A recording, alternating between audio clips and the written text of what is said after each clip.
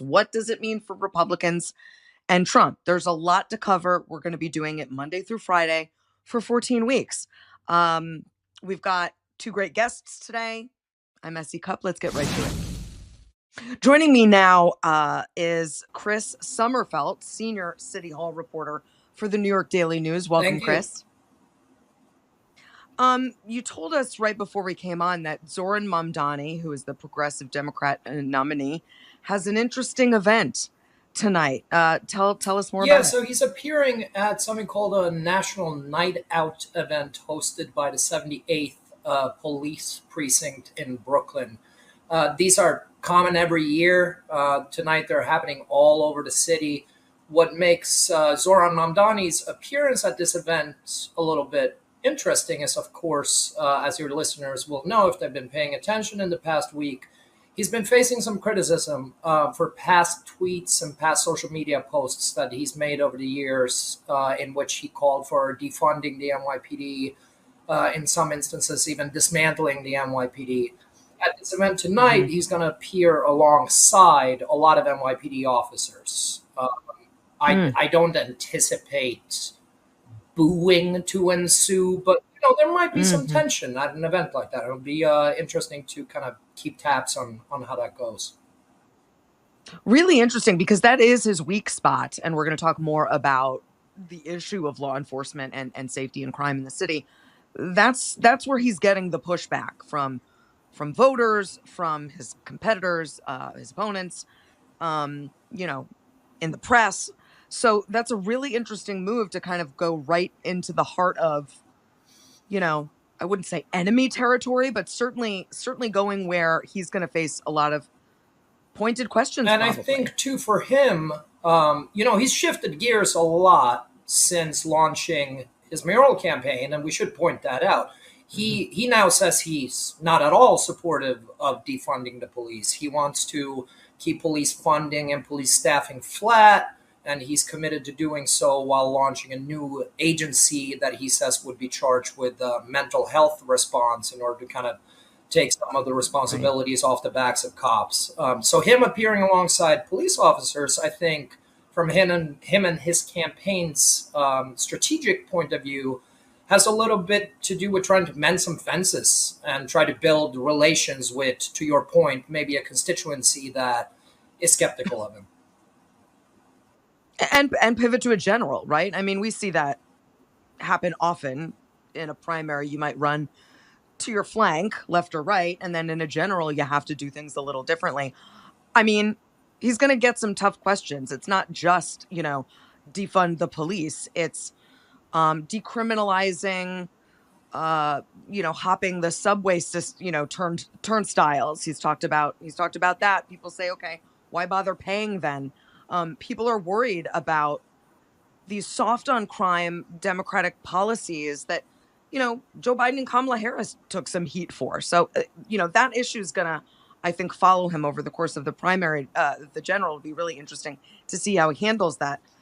We've talked a lot about Zoran Mamdani because he's the front runner and he's the story of this Mhm. election. But let's focus on Andrew Cuomo for a second and Eric Adams. A headline in Politico today notes how those two will not get out of each other's way. What are you seeing from those two campaigns? Are they going at it, and any sign that one or the other is going to get out and make I room? am seeing zero signs that either of them are looking to get out of this race. They are Yeah. both, and I don't think it's controversial to say, they are both very stubborn, hard headed politicians who Big egos. will Hmm. do things their way, and it's kind of their way or the highway in a lot of instances. Eric Adams, I was at his faith leader rally just earlier this morning. There, he was pointing out that, in his view, Andrew Cuomo is trying to run from his record, while Eric Adams, in his own telling, is running on his record. He was taking some veiled shots at Andrew Cuomo about why he's deciding to stay in the race when he resigned as governor under a cloud of controversy. You stepped out of the Hmm. ring before. Why are you back in it? That type of Right. rhetoric. At the same time, you have Andrew Cuomo on the other side saying, Eric Adams, what are you doing here? You were just up until recently under federal indictment. You have this stench of Trump around you because of the way that your case was dismissed, and you're polling behind me. And that is Right. something that Andrew Cuomo, to his credit on that argument, Eric Adams is far behind in the polls, even behind Curtis Sliwa, the Republican nominee. Yeah. Yeah. I mean, we're going to talk more about the math and how it's not mathing for either of those two guys. But, you also want to say, listen, anything can happen in 14 Sure. weeks in politics. You sort of understand, look, lots of things could come and disrupt this race. So, we'll have to see. Senator Elizabeth Warren of Massachusetts, not the state we're talking about, not the city we're talking about, was on the campaign trail with Zoran Mamdani Mhm. yesterday. And I'm just wondering, she's endorsed Zoran Mamdani. I'm just wondering what you think. Sometimes national endorsements do not help in a local election. What's your take on her throwing her support behind a mayoral candidate who is not even from her state? I tend to agree with you there. I don't really know that Elizabeth Warren's endorsement is going to swing any votes in New York City. I do think it's kind of indicative, though, of how a lot of national progressives, like Elizabeth Warren, like Bernie Sanders, they see Zoran Mamdani's campaign and the way he ran it as a blueprint for how members of their flank of the party should run campaigns going forward. Very Mm-hmm. type of, for lack of a better term, boots on the ground mentality with large armies of volunteer, a very savvy social media operation, and a simple Yeah. message of zeroing in on two, three, maybe four or five very specific populist policy proposals. Someone Mm, like Elizabeth Warren, she saw Mamdani kind of carry a flag of doing that in New York City, and she wants to jump on that yeah. bandwagon and essentially, give him a thumbs up and say, with her national platform, this is what we should all do. So I think her appearance with Yeah. him earlier this week has a lot more to do with sending a signal to the broader party than it has to do with swinging New Yorkers' votes. I think you're exactly right. It feels like maybe she wants Mhm. Mamdani more than Mamdani needs Yes, I her. agree with you. And sort of, progressives going where the progressive energy is to say, look, we do have a pathway.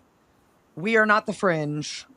We are where the excitement is. It's really interesting. I just know that sometimes in a local election, because I've covered politics Mhm. forever, that can turn off some voters when you have too much national attention, when you start doing national media, for example. Smart politicians say no to stuff like that sometimes. So we'll see how that sort of unfolds among New York City voters. Before I let you go, let's focus on Mhm. organizing for a second, which you just mentioned, that boots on the ground, grassroots. It was a pivotal part of Mamdani's campaign. How did he do it though? Break it down. What did he do that, maybe traditional candidates haven't done before? See, and that's a good question because I don't really know that it was anything in particular he did Hmm. operationally that was very different. Most campaigns, have they try to sign up volunteers, right? They Right. they try to get as many people as they possibly can to sign up and go out and knock doors for them.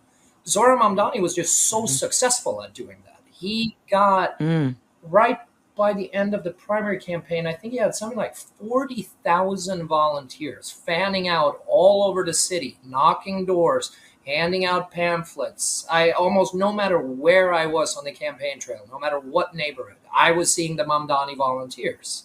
And I think that Hmm. has something to do with what you just mentioned with Elizabeth Warren and excitement, something to do with his messaging really resonating with young people.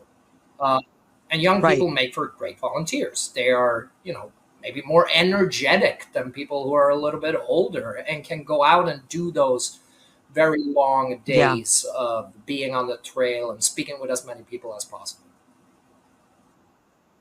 Yeah, and that's also a constituency that, you know, a lot of candidates want to turn out, but they don't Right. always turn out because young people aren't as reliable voters as older folks are. So, yeah, that was certainly a great strategy in the primary. We'll have to see. if that continues to be a great strategy. In the general, where he's trying to turn out all different Sure. kinds of voters, we'll have to see. Chris, thanks so much for joining us. This was a great conversation, and thanks for all your reporting. Let us know what happens tonight at that police event with Zoran Mamdani. You'll have to Will come back. do, and thank you for having me on. Okay, great. Up next, we're talking about transparency and accountability on the campaign trail from candidates. It's really important, but is it possible?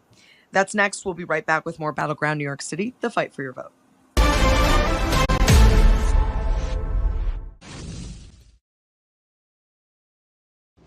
We're back with Battleground New York City, the fight for your vote, where we're following the New York City mayoral election with a laser focus. I'm Essie Cup. Joining me now is Josie Stratman. She's City Hall reporter for the New York Daily News. Josie, welcome back. Thank you so much. So we just had your colleague on, and he was discussing this event that's going to happen tonight, where Zoran Mamdani is going to be appearing alongside cops in Brooklyn. And we've been saying, Mamdani's strength is in his affordability message. His weakness is in his previous messaging on cops and safety and crime. How's this going to go? I think there's potential for some heckling. I don't know how the cops feel in that specific precinct about Mamdani, so who knows? But he set up this event with the precinct. I assume there's some, goodwill there, and I think it's important right now for Mamdani, after facing now nearly a week of this attacks, that he's not pro-cop, that New Yorkers may be concerned about his ability to work with them as mayor. So now it's important for him to get out there, shake some hands, take some pictures with the cops, do the whole politician on campaign thing, to show that he can actually, engage with the cops and work with them. Yeah, and maybe voters will see this as brave, or he's not running from this quote unquote problem, that he's in fact running into Right. it head on, because maybe he's ready to pivot, to the general election. Maybe he knows he needs to massage this issue. How important, not the issue of crime. Crime is important to New York City voters. We know that. But how important is getting cops on the side of a candidate? It depends on how you look at it. On face value, cops don't make up a huge percentage of the electorate in New York City. So this isn't a matter of if you have every single cop voting for you, Votes. a Yeah. lot of them live outside the city. But I think overall, it's very, public safety is very important to New Yorkers, even as issues like affordability have sort of come up and maybe even surpassed public safety in the minds of New Yorkers. It's still very important. And there's so many voters out there who do want to make sure that their mayor supports cops or values public safety. I think one thing that's interesting about Mamdani's approach is that while a lot of other progressives in the city or nationally have kind of shied away from talking about public safety, it's not really their thing, maybe that's not what they're running on.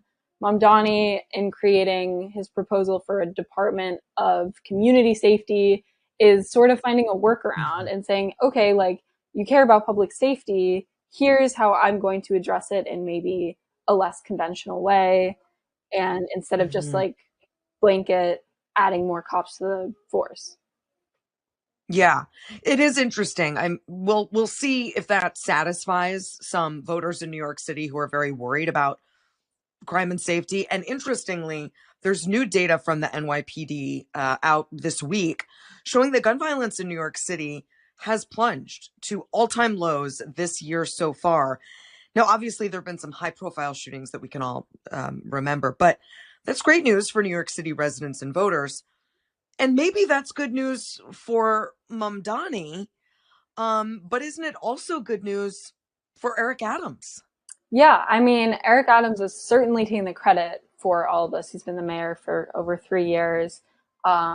He started fresh off the pandemic. Crime numbers weren't too great. Now there's improvement in a lot of these serious crime categories. So he's he's absolutely making that probably the biggest focal point of his campaign right now. Um, Mm-hmm.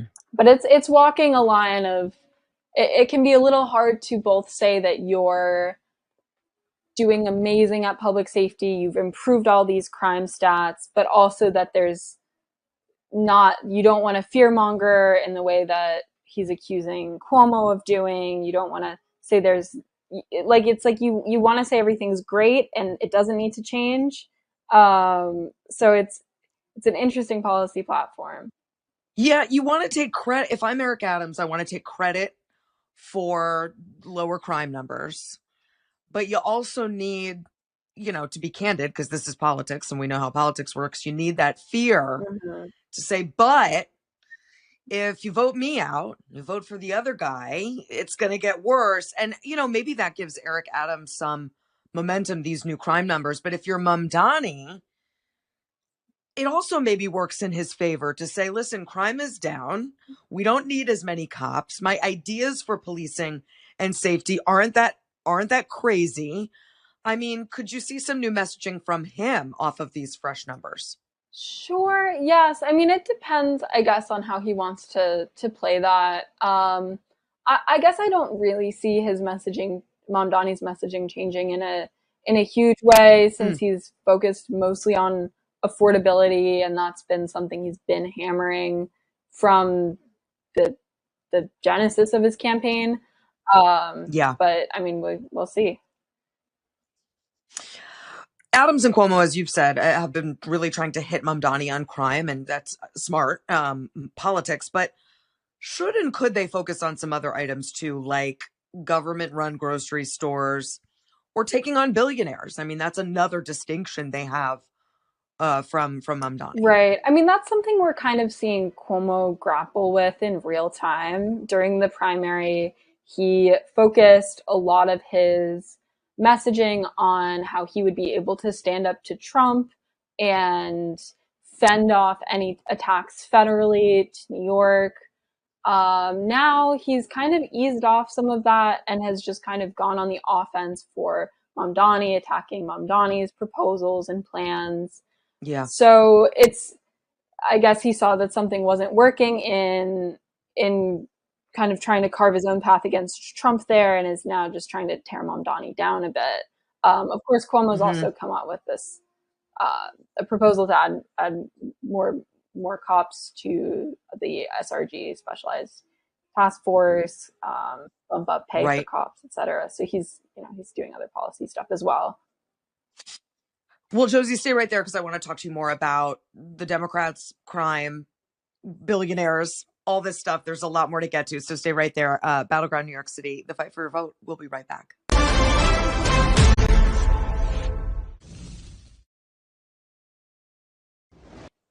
We're back with Battleground New York City, the fight for your vote, and I'm joined once again by Josie Stratman, City Hall reporter for the New York Daily News. Before the break, we were talking about class, billionaires, and that's important. Mamdani is running against billionaires. He's talking about taxing billionaires. He's pointing out that Cuomo is backed by billionaires. But New York City is a town of billionaires. Lots of billionaires in New York City. So is that smart for him? I think he's trying to balance that a bit right now. So he's been meeting with the city's business leaders, CEOs, Mm-hmm. Partnership for New York City, in an attempt to kind of win them over and say, hey, maybe I'm not that bad, maybe I'm not that scary. After his primary win took most of them by surprise. Um, Mm, I mean, the other thing to keep in mind as well, those are the city's wealthiest and often most powerful. They can make political donations, they can help a candidate in that way. On the day of the general election, their vote doesn't really carry any more value than the deli worker or the so cashier. true. Yeah. So it depends on how he wants to approach things. Well, and Democrats haven't always had luck with that platform. Occupy Wall Street was a loud movement, but it didn't really go anywhere. Trump is a billionaire. Voters didn't hold that against him. Mamdani's wealthy. What makes him the right voice for this sort of class warfare message? Right. I think what voters are kind of trying to say here is like, I don't know if they care necessarily that Mamdani may have come from a obviously privileged background. I don't think it's a Hmm. people are necessarily looking for like the most pure person, most pure messenger Hmm. here. I think Mamdani's vision for a more affordable city, and however he's articulating that, and regardless of like who he is, I think that's resonating with people. And when you compare his messaging to Adams's or Cuomo's, I mean, he's focusing on affordability the most. So that's speaking to Right. people who, want that in their own lives right now. Yeah. Let's switch gears for a second. This is news today. The New York Post had an editorial that was sort of attacking Zoran Mamdani for avoiding their paper. I know this is your rival paper. I'm also at the New York Daily News, so all of the caveats, but I'm wondering if you can, talk about Zoran Mamdani's relationship with the press and whether this is a good idea or not, avoiding one of New York City's biggest Right. papers. So the New York Post editorial board has been among the harshest critics of Mamdani. Yeah. So if the Mamdani campaign were, But I bet he's also selling a lot of papers for oh them. yeah, absolutely, absolutely. There's a reason they keep on with the hit pieces. Yeah. So I don't know. So Mamdani, I'll say Mamdani's campaign overall since the primary, they've been a little bit less accessible. Before the primary, they were like, Mm, "Yeah, talk to Zoran. He'll call you. Let's get him on camera." And he's been a little bit more sheltered since then across the board. hmm. But yeah, I mean, Hmm. the New York Post, like regardless of the political leanings, is one of the most read local news sources in this city. So many people read it, Yep. and it's an important resource for so many people. So, I mean, I hope they get their questions in too. Yeah. I mean, as journalists, right? Right. You want journalism to succeed and you want to empower journalism because journalism holds powerful people accountable. And Zoran Mamdani wants to be one of the most powerful people in the city of New York. So he should be held accountable by, well, all the journalism outfits. Um, Switching gears again, Andrew Cuomo had an interview on Bloomberg today. What went on there? What did he say? So he said that he was a bit taken by surprise by that resurgence of younger voters in the primary, and that was maybe a little bit of like an aberration. So Oh. that's different Mhm. from what we've seen in the past. Typically, younger voters, especially in primaries, don't come out in huge numbers. So he was saying that he still expects these younger, more engaged, like fans of Mamdani to come out in November and vote for him again. But Cuomo's hoping that his older, generally more moderate base Yeah. is also going to come out for him in November. I mean, what is that expectation crazy? He is part of a political dynasty in the state of New York. He's got lots of issues, right? But is that expectation that older voters who know the name Cuomo are going to come out for him? They didn't in the So primary. they didn't in the primary, exactly. But there's Republicans, there's independents in the city. They might not be the majority, but if he can scrape together enough segments of the electorate in that way, maybe it could work for him. I mean, another factor is if Eric Adams remains in the race, if Curtis Yeah. Sliwa remains in the race, which he said unless Yeah. he's dead, he will be in the race. Um, there's a possibility of splitting that more moderate conservative vote. I don't think I think it's a probability, Mm-hmm. right? Because, there's just math here and you're going to split these voters up, but who's Cuomo's best chance? To drop out. No, who's his best voter? Who's his best You know? voter? Yeah, I mean, I think more moderate voters who are unhappy with Hmm. the directions Adams has taken, who are maybe a bit too Yeah. turned And are off too scared by and too Mamdani. scared, Yeah. not fans of Mamdani, not aligning with the more like Yeah. socialist vision, and want to see something different. Maybe they loved his dad. Yeah. Look, there's a lot, and we'll have you back. Josie Stratman, thanks so much for all of your reporting, and thanks for joining Battleground.